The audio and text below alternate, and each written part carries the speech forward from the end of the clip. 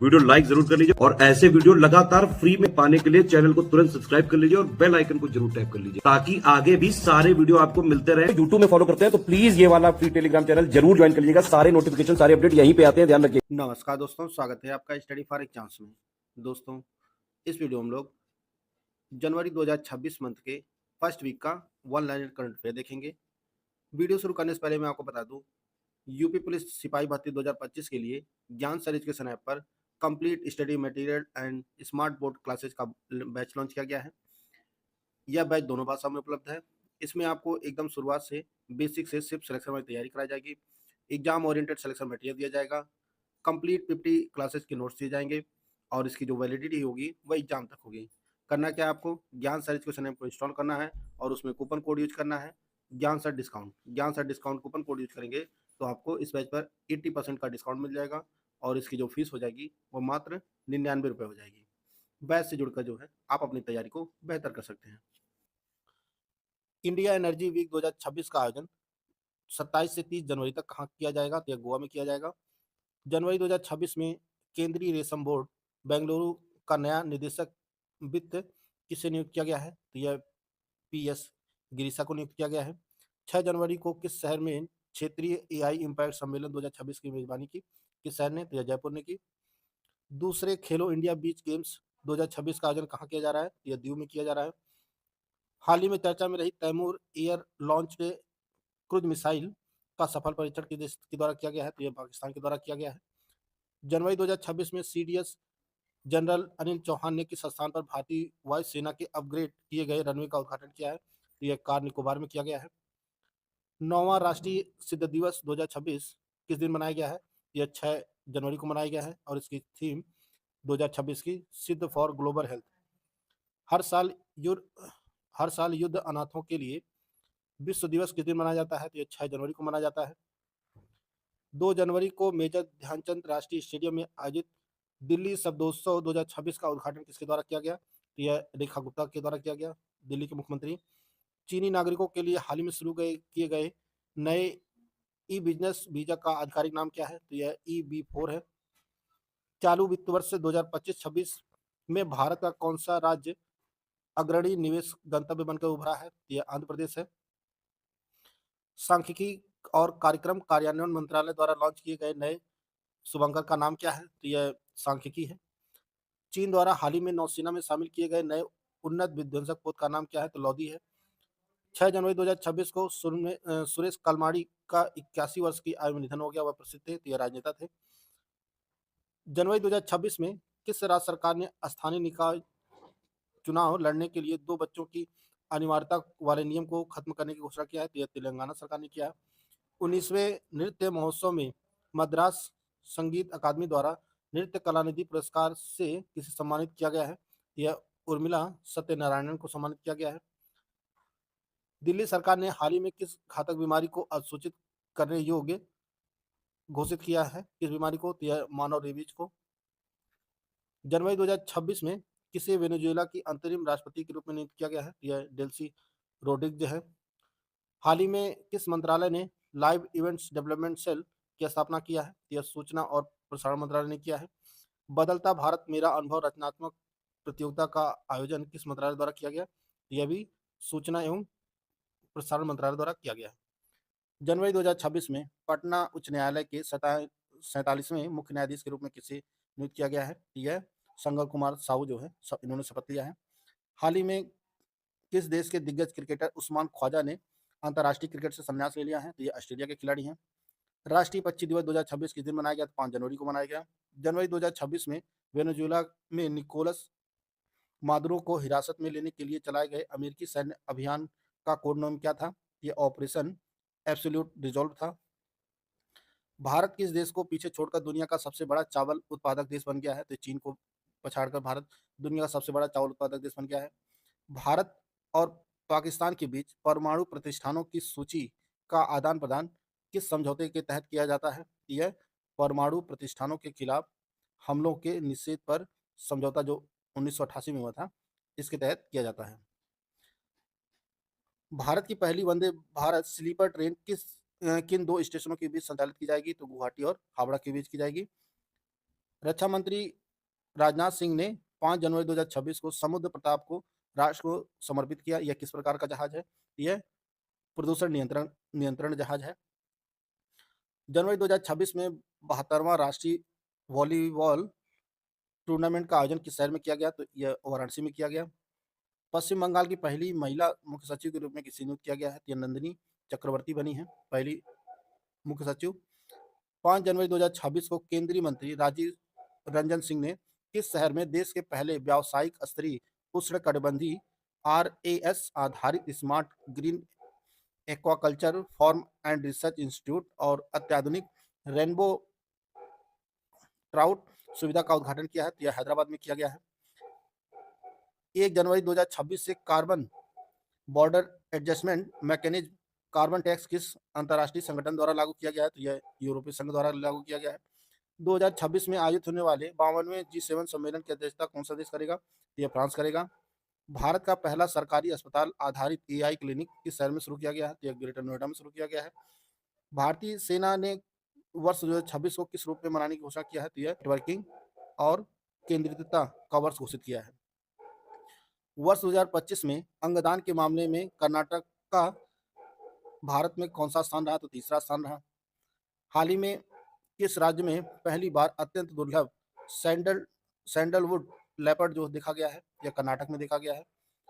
हाल ही में किस राज्य में गान नागाई उत्सव मनाया गया? तो मणिपुर में मनाया गया। विश्व अंतर्मुखी दिवस किस दिन मनाया जाता है? तो 2 जनवरी को मनाया जाता है। हाल ही में जारी आंकड़ों के अनुसार हरियाणा में 2025 में जन्म के समय लिंगानुपात कितना रहा?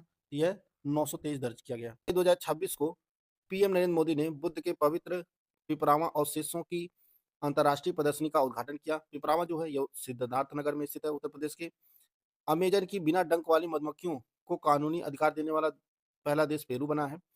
28 दिसंबर 2025 को गौतम अडानी ने Sharad Chandra Pawar centre of excellence in AI का उद्घाटन पुणे में किया है।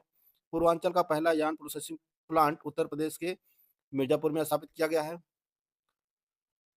हाल ही में भारत की पहली 3D फ्लेक्स एक्वस एंजियोग्राफी किस अस्पताल में सफलतापूर्वक की गई है? तो यह army hospital research and referral Delhi में की गई है। भारत सरकार द्वारा शुरू की गई पहली ड्राइवर स्वामित्व वाली सहकारी राइडिंग हेलिंग पहल का नाम क्या है? तो यह भारत टैक्सी है। हाल ही में उत्तर प्रदेश सरकार ने किसानों की आय बढ़ाने के लिए किस संस्थान के सहयोग से एक नई कार्बन क्रेडिट योजना शुरू किया है? तो यह IIT रुड़की के सहयोग से शुरू किया गया है। 14 वर्षीय अमीरा खोसला ने बेंगलुरु में आयोजित 29वीं राष्ट्रीय खेल पर्वतारोहण चैंपियनशिप 2025 में युवा लड़कियों अंडर 17 वर्ग में कौन सा पदक जीता है? तो इन्होंने गोल्ड जीता है। दिसंबर 2025 में किस देश के सैन्य नेता मामाडी ने राष्ट्रपति का चुनाव जीता है? तो इन्होंने गिनी देश का राष्ट्रपति का चुनाव जीता है। 1 जनवरी 2026 को यूरो को अपनी आधिकारिक मुद्रा बनाने वाला 21वां देश कौन बना है? तो यह बुल्गारिया बना है। 31 दिसंबर 2025 को प्रगति की 50वीं बैठक की अध्यक्षता प्रधानमंत्री मोदी ने की। 1 जनवरी 2026 को प्रधानमंत्री मातृ वंदना योजना की कौन सी वर्षगांठ मनाई गई? तो यह 9वीं वर्षगांठ मनाई गई। 44वीं junior national kho kho championship का आयोजन किस शहर में किया गया? तो बेंगलुरु में किया गया। National sports governance act Bharat में कब से आंशिक रूप से लागू हुआ? तो यह 1 जनवरी 2026 से। 1 जनवरी 2026 से भारतीय वायुसेना के नए उप प्रमुख कौन बने हैं? तो एयर मार्शल नागेश कपूर बने हैं। 31 दिसंबर 2025 को इसायाक व्हिटलॉक का 71 वर्ष की आयु में निधन हो गया। वह एक प्रसिद्ध थे, तो यह अभिनेता थे। भारत की पहली बुलेट परियोजना किस देश के सहयोग से बनाई जा रही है? तो जापान के सहयोग से। सागरमाला फाइनेंस कॉर्पोरेशन लिमिटेड किस मंत्रालय के प्रशासनिक नियंत्रण में कार्य करता है? तो यह बंदरगाह, पोत, परिवहन और जलमार्ग मंत्रालय के अधीन कार्य करता है। 1 जनवरी 2026 को एयर मार्शल तेजिंदर सिंह ने भारतीय वायुसेना के किस कमान के प्रमुख के रूप में कार्यभार संभाला है? तो दक्षिणी पश्चिमी वायुसेना का कमान संभाला है। अंतर्राष्ट्रीय मन शरीर कल्याण दिवस किस दिन मनाया जाता है? यह 3 जनवरी को मनाया जाता है। किस देश ने अपने टाइप 055 विध्वंसक से YJ-20 नामक एक हाइपरसोनिक एंटी शिप मिसाइल का सफल परीक्षण किया? तो चीन ने किया है। 1 जनवरी 2026 को नई दिल्ली में skill the nation AI challenge का शुभारंभ किसने किया? तो द्रौपदी मुर्मू जी ने किया। किस देश ने सोयुज 2.1 रॉकेट से 52 उपग्रह को सफलतापूर्वक लॉन्च किया है, यह रूस ने किया है। केंद्रीय मंत्री निर्मला सीतारमण ने किस राज्य के सहकारी स्कूलों में विजय पथ एआई प्रयोगशाला का शुभारंभ किया? तो यह कर्नाटक में किया गया है। 28 दिसंबर 2025 को भारतीय राष्ट्रीय कांग्रेस ने अपना कौन सा स्थापना दिवस मनाया? तो ये 140वां मनाया है। टाटा मुंबई मैराथन के 21वें संस्करण के लिए किसे अंतर्राष्ट्रीय इवेंट एम्बेसडर नियुक्त किया गया है? तो यह आंद्रे डी ग्रासे को नियुक्त किया गया है। पारंपरिक डाक सेवा को बंद करने वाला दुनिया का पहला देश कौन बना? तो यह डेनमार्क बना है। महिला टी20 क्रिकेट में 150 विकेट लेने वाली पहली भारतीय गेंदबाज कौन बनी है? तो यह दीप्ति शर्मा बनी है। 4.18 ट्रिलियन डॉलर की जीडीपी के साथ भारत ने किस देश को पछाड़कर विश्व की चौथी अर्थव्यवस्था का स्थान जो है हासिल कर लिया है? तो जापान को पछाड़ा भारत ने। भारतीय एआई अनुसंधान संगठन कहाँ स्थापित किया जाएगा? यह गुजरात के गिफ्ट सिटी में किया जाएगा। ओरेस्निक मिसाइल सिस्टम किस देश के द्वारा विकसित किया गया है? तो इसे रूस के द्वारा विकसित किया गया है। 31 दिसंबर 2025 को डीआरडीओ द्वारा सफल परीक्षण की गई प्रलय मिसाइल किस श्रेणी की मिसाइल है? तो यह सतह से सतह मार करने वाली मिसाइल है। दक्षिणी ध्रुव पर पहुंचने वाली सबसे कम उम्र की भारतीय महिला पर्वतारोही कौन बनी है? तो यह काम्या कार्तिकेयन बनी है।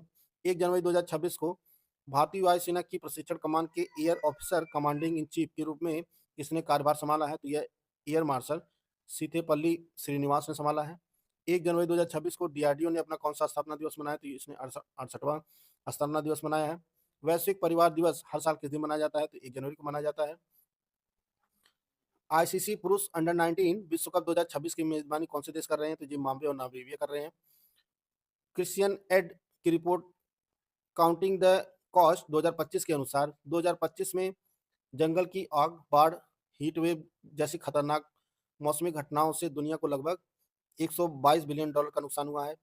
20 और 21 जनवरी 2026 को अखिल भारतीय पीठासीन अधिकारियों का 86वां सम्मेलन कहाँ आयोजित किया जाएगा? तो यह लखनऊ में आयोजित किया जाएगा। हाल ही में किस राज्य केंद्र शासित प्रदेश की पुलिस ने अपराधियों की डिजिटल निगरानी के लिए यक्ष ऐप लॉन्च किया है? यह उत्तर प्रदेश सरकार के द्वारा लॉन्च किया गया है। 1 जनवरी 2026 को किस देश ने क्रिप्टो करेंसी माइनिंग और एक्सचेंज संचालन को औपचारिक रूप से वैध कर दिया है? तो यह तुर्कमेनिस्तान ने किया है। बेजिमियानी ज्वालामुखी यह रूस में स्थित है। भारत में बाघों के संरक्षण और उनकी मृत्यु के आंकड़ों की निगरानी करने वाली नोडल एजेंसी कौन सी है? तो यह एनटीसीए है, राष्ट्रीय बाघ संरक्षण प्राधिकरण है। तंबाकू उत्पादों पर 1 फरवरी 2026 से लागू होने वाली नई जीएसटी दर क्या है? तो 40% है। 8वें वेतन आयोग का गठन करने वाला देश का पहला राज्य कौन बना है? तो ये असम बना है। दिल्ली पुलिस द्वारा चलाया गया ऑपरेशन मिलाप मुख्य रूप से किससे संबंधित है? यह लापता व्यक्तियों और बच्चों का पता लगाने के लिए ऑपरेशन लॉन्च किया गया है। जनवरी 2026 में उदासीन भक्तों के लिए वित्तीय सहायता योजना किस राज्य सरकार के द्वारा शुरू किया गया है? तो ये असम सरकार के द्वारा शुरू किया गया है।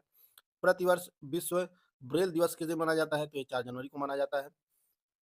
किस शहर को भारत का पहला झुग्गी मुक्त स्लम फ्री शहर बनाने की दिशा में अग्रणी घोषित किया गया है? तो ये सूरत को किया गया है।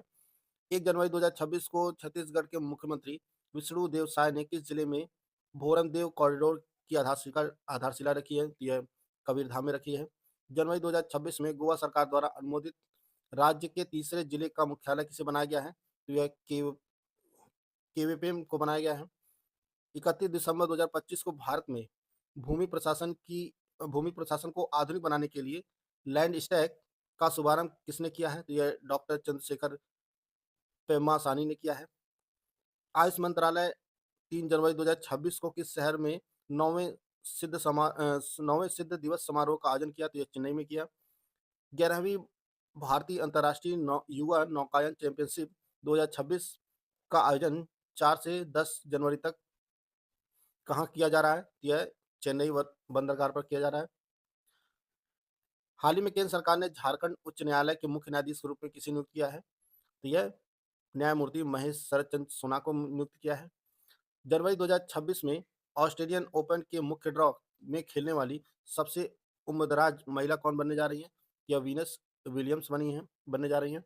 जनवरी 2026 में भारतीय महिला हॉकी टीम के मुख्य कोच के रूप में किसे नियुक्त किया गया है? यह शॉर्ट मॉरिन को नियुक्त किया गया है। हाल ही में केंद्र सरकार ने महाराष्ट्र में 374 किमी लंबे नासिक सोलापुर अक्कलकोट ग्रीनफील्ड कॉरिडोर के निर्माण को मंजूरी दिया है। इसकी अनुमानित लागत क्या है? यह 19,142 करोड़ रुपए इसकी अनुमानित लागत है। हाल ही में किस सार्वजनिक क्षेत्र के दूरसंचार कंपनी ने देश भर में वॉइस ओवर वाईफाई सेवा शुरू करने की घोषणा किया है? यह बीएसएनएल ने किया है। उपराष्ट्रपति सीपी उपराष्ट्रपति सीपी राधाकृष्णन द्वारा विमोचित पुस्तक मोदी युग में भारत का आर्थिक सशक्तिकरण के लेखक जो है वह सिकंदर कुमार है।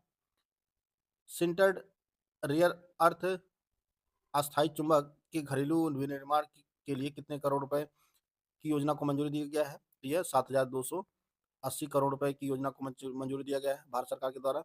भारत सरकार ने किस वर्ष तक कुत्तों के माध्यम से होने वाले रेबीज के उन्मूलन का लक्ष्य रखा है? तो 2030 तक।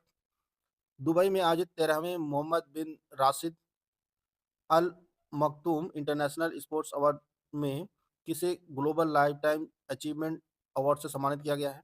यह नोवाक जोकोविच को प्रदान किया गया है। 2025 फिडे विश्व रैपिड शतरंज चैंपियनशिप में किन दो भारतीय खिलाड़ियों ने क्रमशः ओपन और महिला वर्ग में कांस्य पदक जीता है? यह अर्जुन एरगैसी और कोनेरू हम्पी ने जीता है। केंद्रीय गृह मंत्री अमित शाह ने किस शहर में ज्योति विष्णु अंतर्राष्ट्रीय कला केंद्र का उद्घाटन किया है? तो यह गुवाहाटी में किया गया है। हाल ही में किस स्थान पर 2000 साल पुराना एक बौद्ध स्थल खोजा गया है? तो यह जम्मू कश्मीर के बारामूला में खोजा गया है। 23वें world police and fire games 2029 के 8 डिसिप्लिन की मेजबानी भारत का कौन सा संस्थान करेगा? तो यह राष्ट्रीय रक्षा विश्वविद्यालय जो गुजरात में स्थित है वह करेगा। ब्रिगिट बार्डोट का 91 वर्ष की आयु में निधन हो गया। वह किस देश की प्रसिद्ध अभिनेत्री और पशु अधिकार कार्यकर्ता थी? तो यह फ्रांस की थी। नीरू ने नई दिल्ली में आयोजित 68वीं नेशनल शूटिंग चैंपियनशिप में महिलाओं की ट्रैप स्पर्धा में कौन सा पदक जीता है? तो गोल्ड जीता है। दिसंबर 2025 में इजराइल के प्रधानमंत्री बेंजामिन नेतन्याहू ने किसे इजराइल शांति पुरस्कार से सम्मानित करने की घोषणा किया है? तो यह डोनाल्ड ट्रंप को प्रदान किया जाएगा। रेयर अर्थ अयस्क भंडार के मामले में भारत दुनिया में किस स्थान पर है? तो भारत तीसरे स्थान पर है। केंद्रीय मंत्री किरेन रिजिजू ने किस राज्य में आयोजित मुंडगोड तिब्बती बौद्ध सम्मेलन को संबोधित किया? तो यह कर्नाटक में आयोजित किया गया था। हाल ही में किस राज्य सरकार ने ग्रीन टू गोल्ड पहल के तहत औद्योगिक भांग की नियंत्रित खेती को कानूनी मान्यता दी है? तो यह हिमाचल प्रदेश सरकार ने दी है। हाल ही में युवाओं के लिए 1 साल का पेड मिलिट्री गैप ईयर योजना की घोषणा किस देश ने किया है? तो यह यूनाइटेड किंगडम ने किया है। बीआईएस ने बम निरोधक प्रणालियों के लिए कौन सा भारत देश का पहला राष्ट्रीय मानक जारी किया है? तो यह IS 1944-5 2025 जारी किया गया है। पैरासिन मेलिसिया खासियाना नामक नई कवक प्रजाति की खोज हाल ही में किस राज्य में की गई है? तो यह मेघालय में किया गया है। हाल ही में किस राज्य सरकार ने अपनी निर्यात प्रोत्साहन नीति 2025 से 30 के तहत सेवा निर्यातकों के लिए विपणन विकास सहायता योजना को मंजूरी दिया है? तो यह उत्तर प्रदेश सरकार ने शुरू किया है। HAL ने किस उन्नत हेलीकॉप्टर के NG संस्करण की पहली सफल उड़ान बेंगलुरु में संचालित किया है? तो यह ध्रुव का किया है। और केंद्रीय गृह मंत्री अमित शाह ने असम के किस जिले में स्थित श्रीमंत शंकरदेव के जन्म स्थल बताद्रवा थान के पुनर्विकास परिसर का उद्घाटन किया है? यह नगांव में किया है। तो दोस्तों यह महत्वपूर्ण करंट अफेयर थे जिसको हम लोग इस वीडियो में कवर कर चुके हैं। वीडियो अगर आपको अच्छा लगे तो लाइक कर सकते हैं, चैनल को सब्सक्राइब कर लीजिए। मिलते हैं नेक्स्ट वीडियो में, तब तक के लिए जय हिंद जय भारत।